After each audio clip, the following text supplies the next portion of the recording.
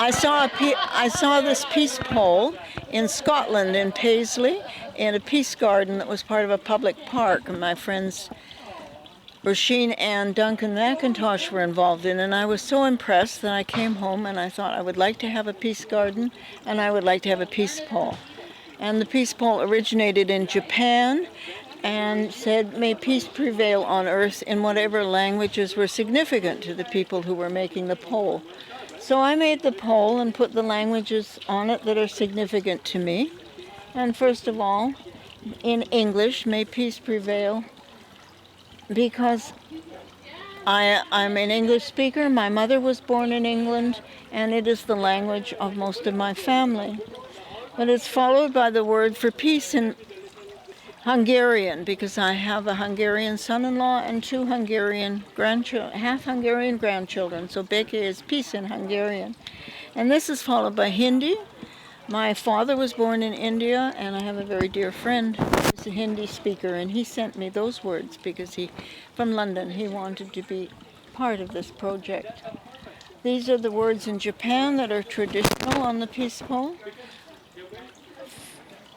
followed by the words in French, "Peace on earth, paix sur la terre," because Canada is a country of two European settler nations who now live in peace.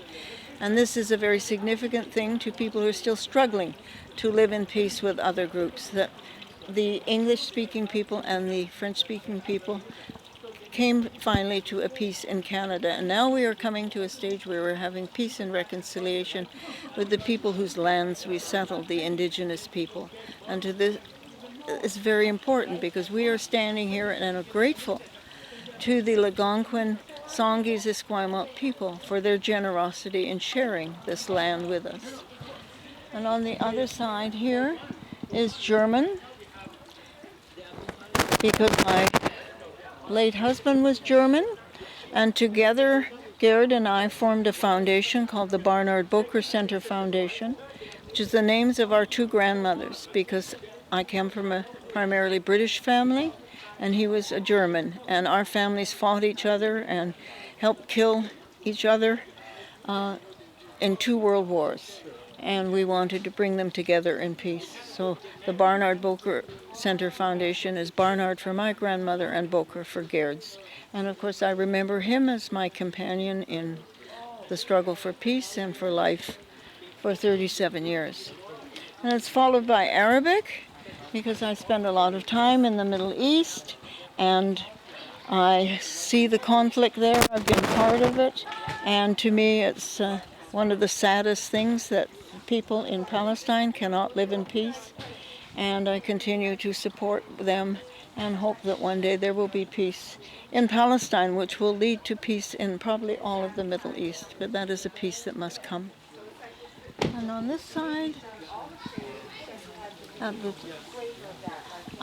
I know we are on Algonquin land, but I have a very special connection to the people of Brentwood Bay, Chotan people, and so that is Peace on Earth in their language, and it was very kindly provided to me by Jim and Jan Elliott, who are teachers of the language, and at this time there are less than 100 fluent speakers of that language, but they are teaching it in the school in Brentwood and trying to bring it back to their people. Here we have peace in Chinese, because I was born in China. China is a country which is in conflict with Canada right now over many things, and I would like to hope that one day I'll be able to go back to China and be welcome as a Canadian of Chinese birth. But it's on my passport, and I'm not going back to China until that happens. And here we have Paz en la Tierra, which of course is Spanish. And Garrett and I, and lately me, have spent many hours in different in Mexico and Central America, where there has been war. We were observers in Mexico for the Zapatistas, and who were being constantly harassed and fought against by the military of the Mexican government. And there's still conflict in El Salvador and Guatemala, where we have gone as witnesses for peace and worked with people there. So that is the peace pole. And I'm very grateful to all my friends who brought stones, which are from all over the world, which help show that peace is not just in this lovely, I have lovely neighbors, but it's peace around the world that we hope to achieve. All right. This is my friend, Kevin Beatty. So this is a book I got from Philip Moore. He teaches a love-based education. I had the pleasure of spending a weekend with him last summer on Hollyhock Island. Cortez Island at Hollyhock House. Thank you. So this is just the epilogue. It's trying to bring the book together. When I began this journey that led to being an integral part of a community dedicated to shifting education away from fear and towards love, it was because of the love that I had received during my childhood. My parents were the perfect parents for this middle child. They each contributed something extraordinary that made my childhood a sacred one. My mom taught me, by example, to do my own thinking and to break any rule that kept me from realizing my true mission. My dad knew how to listen beyond the surface of things. When he was recovering from his heart attack, we bonded in a new way. I sat on his hospital bed and shared my story. I talked about how lost I felt at Michigan State University, about the impersonal size of the required classes, about feeling guilty that I was wasting his money, about marijuana, about Herman Hesse's book, Siddhartha, about the injustice of the war in Vietnam, about being cut off from my friends. And all he did was listen without judgment. That's pretty reading. Thank you for inspiring me, Terry. Does anybody else have anything they'd like to just read or say? Okay. Maybe wait till the sun. Yeah. I live near a hospital, a fire hall, and a busy intersection. They're just excited to tell us that they're off to save someone. Yeah. So I like the idea of this being about Terry. So I first met Terry like 30 years ago when I moved to Victoria. And although I'd grown up in a house where my mom was quite active, Terry kind of put it up a few notches and helped me learn not only that you can hold on and care for other people, but your activism does matter and has power. And that on the interconnectedness of all the movements that I, as a young person, was exploring being involved with at that time, right? There was not only the peace movement, but the environmental movement, and justice, social justice. So there still is a walk every year, and the theme for a while was those interconnected themes. And so very early on in getting to know Terry and going to different events, I grew to understand sort of the connectedness of all of that, and that working for one was really helping all of it. And I felt strongly that the peace movement was significantly helping the environment and helping social justice. And that's where I put my energy. And so for today, I brought out a book that was published in 1991. It was a project in town here by a very young person, Mari Seeger, and I can't remember the other person. Now they were Mari Seeger and Daniel Mittler. I think they were probably not even 20 at the time they put this book together, and then many people in the community submitted poems. I haven't read the poem that I wrote for many years until earlier today, and so I will read it now. It's called Peaceful Persuasion. It takes more than banners, although they are beautiful. I'll start again. It takes more than banners and buttons to make commitment real. It takes resolve and understanding to show us how to feel. The need for us to stay alive, for all species to survive, is more than just a cry into the air. Sorry, I have to look at my phone so much.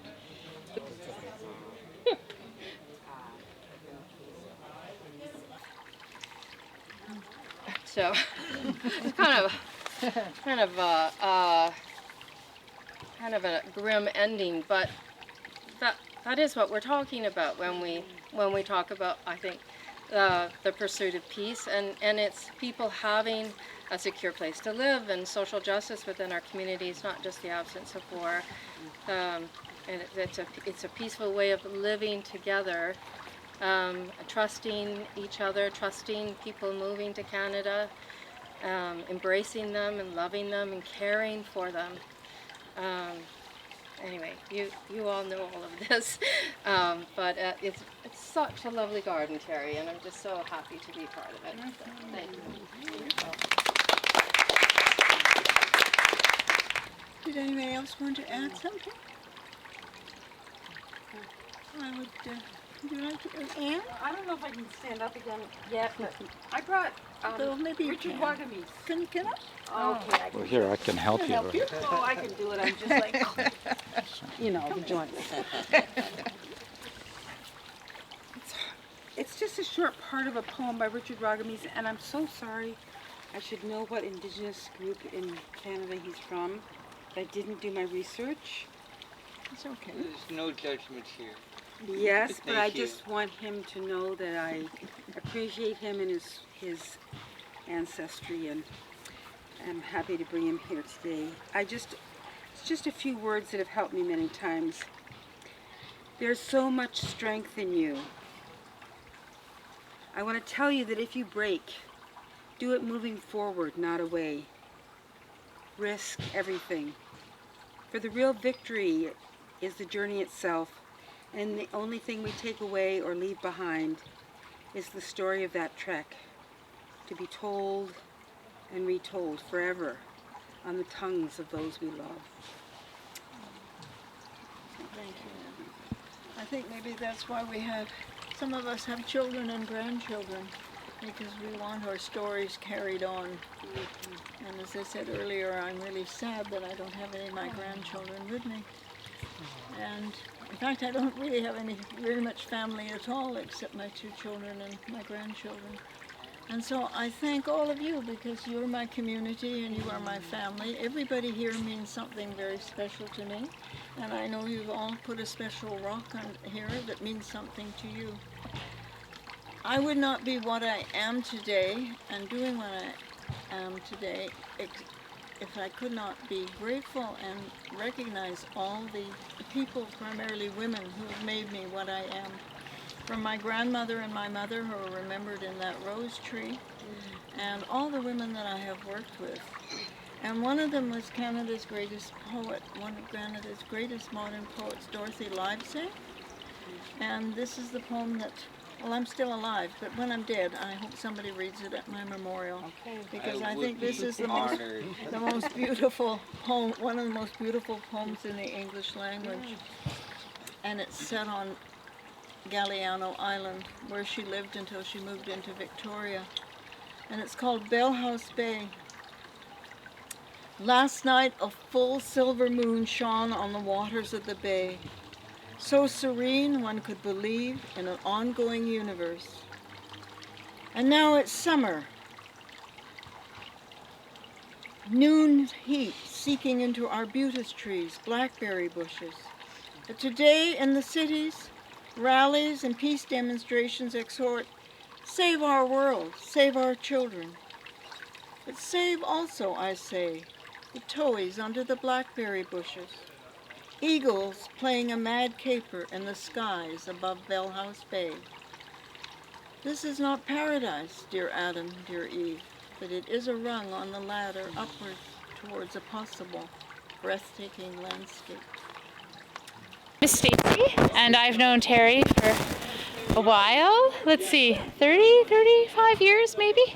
And I was part of making this banner with Terry and a group of others. And how it came about was an old friend of Terry's, Talia Campbell, who had become very well known for making peace banners at Greenham Common Women's Peace Camp, was coming to Victoria. So Terry arranged for her to give a workshop on making banners. And so those of us who sew, we all brought scraps of fabric and bits and bobs and buttons. And so we, at this workshop, we looked at examples of her work, and then we came up with our own design. And so we all made, there's a hand for every person that was a part of the banner. This one's mine.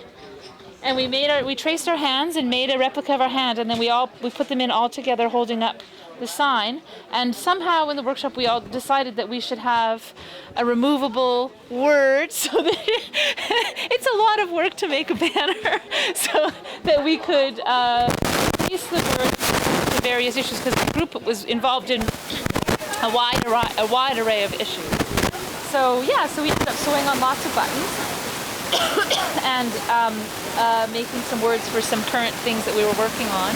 But then over the years, people have made additional sections to take it out. And so if you look at the Times Colonist or local media over the past 20 years, you'll see this popping up in the photos with different messages on it, always working for social justice and peace. So I was really thrilled to be part of it and to meet Talia and learn about her work using banners. And then since then, Terry's just, she's just continued to make banners for all manner of causes and with friends and other people. And so every time we come out, and she's always got something new on the go. So it's always exciting. Yeah. My name's Keely. I helped make this banner for a group in Victoria that we started a few years ago, the Friends of Western Sahara. Western Sahara is Africa's last colony. It was occupied first by the Spanish in 1884, and then Morocco has occupied it since 1975. There was fighting, and in 1991 that stopped, but more than half of the Sahrawi people moved to refugee camps in Algeria and have been there ever since 1991. Imagine generations growing up in refugee camps. Despite the 50 countries in the world recognizing the independence and the self-determination of the people of Western Sahara, it is still occupied. Canada is negotiating a free trade agreement with Morocco, and it is in turn supported by the province of Saskatchewan. And the main resource there is potash. So in spite of the many UN recommendations, Morocco still rules Western Sahara. The portion of the state along the Atlantic coast that has received so many Moroccan migrants that now outnumber the Sahrawis, who are constantly subjected to surveillance, harassment, and detention, which may result in torture and lengthy jail sentences. So I hope you care about the Western Sahara and the people there, and help join us in the struggle to give them their much deserved and long overdue independence and self-determination. I'm very grateful to my friend Elena, who helped me create this peace garden and hang the banners and plant the plants which have great significance to me. Here, for instance, we have the white rose. The white rose is in memory of the White Rose movement, which was an anti-Nazi movement in the University of Munich in 1943 and resulted in several students being executed for distributing leaflets. Here is the olive tree, and the olive tree is really and truly the symbol of peace for the Palestinian people. It's also the source of their economy, and one day they hope, and many Israelis hope, that they will live in peace. Shalom, salam. And I hope to live to see that day. Some of us are very involved in a movement of white poppies for peace, these beautiful white poppies which are Romnea.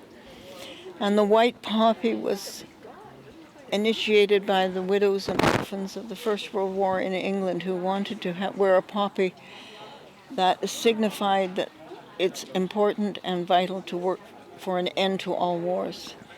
We can honor the dead, and many people are killed in wars, both civilians and soldiers, but the important thing is to work to end war.